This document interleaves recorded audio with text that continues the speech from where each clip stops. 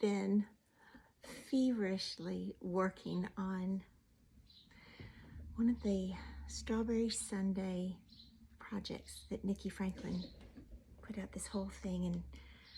And I'm so glad at the last minute I joined and signed up and did all the things that you're supposed to do so that you can get all the patterns, and it's a whole thing.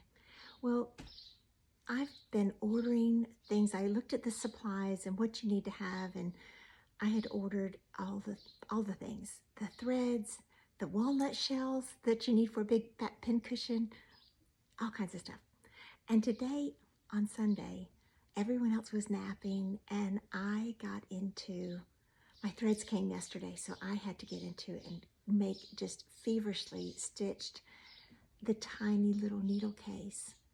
If I got it right set up, yes, with a little strawberry, fabric strawberry on it, and all the little things, and the wool felt, the blanket stitch around everything. It's just, I thought, what is it about these tiny little needle books, these tiny little things? And I kept sitting there thinking, why do I just love it? So I just love to hold it. And I had loved when I made the little needle book, or the sewing case, or whatever we were calling it, Ann Wood, and then Nikki let me have some fabrics, and I made one out of Nikki fabrics, is what I called them. And I just loved it. Like, what is that? And I kept going back further and further and further. And I realized it, when I was a child, this is it. This is what, I don't know which came first, my love for tiny things, or that there was a tiny book that met my need, or was it this the thing that got me to love everything small? This tiny little book that my mother had, it's called A Pocket Full of Proverbs, and it's by Joan Walsh England. And I loved this. First of all, look at the quilting, the illustrations of the quilts. Down the back it says it was $1.95. Can you imagine? Let me see if I can get it out of the little case. I put it in backwards. I mean, I've slid it in, but I think you need to have the spine on the outside. But this little pocket full of Proverbs, I read it over and over. Well, I don't know how much I read it. I looked at the pictures, and look at the little kitty in the very front. Y'all wonder why I love little Tinkerbell? That little black cat. And the button, look, her illustrations, the buttons and needles and thread. The clothesline. Okay, so is this, I think it's coming to us. Did I just love these things and before, or did this inspire? I don't know what came first. And I remember there was the only verse that I remembered in here, the little proverb, was a stitch in time saves 9. I don't know if I can even find it right now. But why did that stick with me? And I didn't think about it much at the time. A stitch in time saves 9.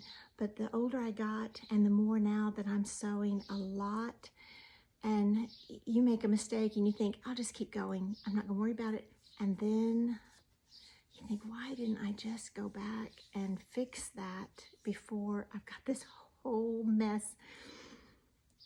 Anyway, that was the verse that stood out to me, the little proverb. But this little book, I think this was what fed me, and it even spilled over into my homework. Now, I have never been good at math, and of course that's the first class they gave me to teach when I became teaching, was put me in a math class. Oh, that's great. But it was 5th graders, and they were very kind, and we learned together.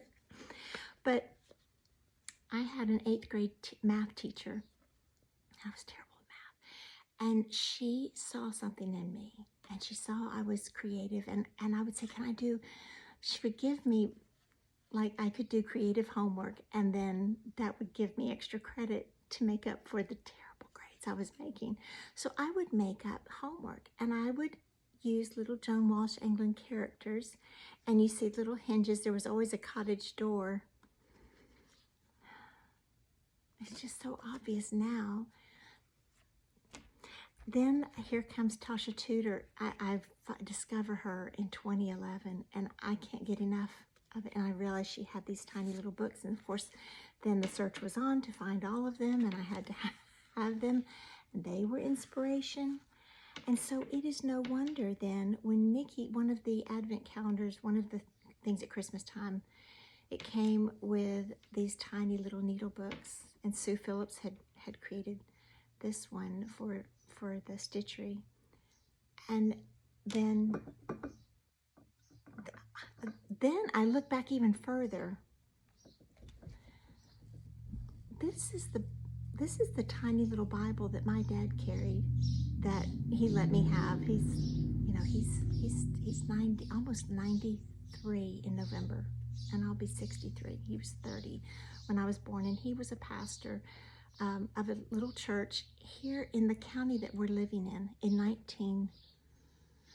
the late 1950s. So before I was born, my sister was born in while they were living here, and then I was born when they had moved to Orlando, Florida. But this was the little, and he would carry it in the pocket of his suit jacket, his coat, and he'd have little references, little Bible verses, like what if someone's coming out of surgery, or what if someone's in the hospital.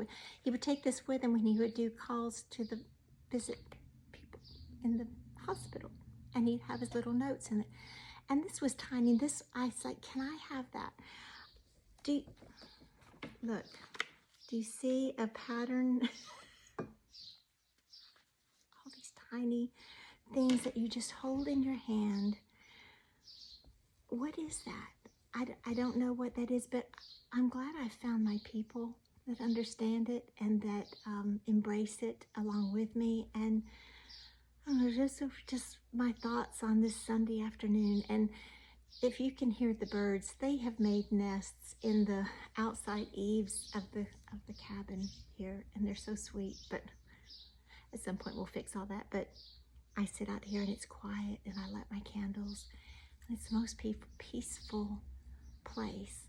And while everyone else is having a quiet Sunday, and I just thought I'd share some thoughts. So hope you have a good rest of your day or your evening, or if it's turning into morning, or you're asleep and you wake up and you see this, and just know, if you need a kindred spirit that loves all things tiny and the stitching and the how soothing it is to our souls, you're not alone.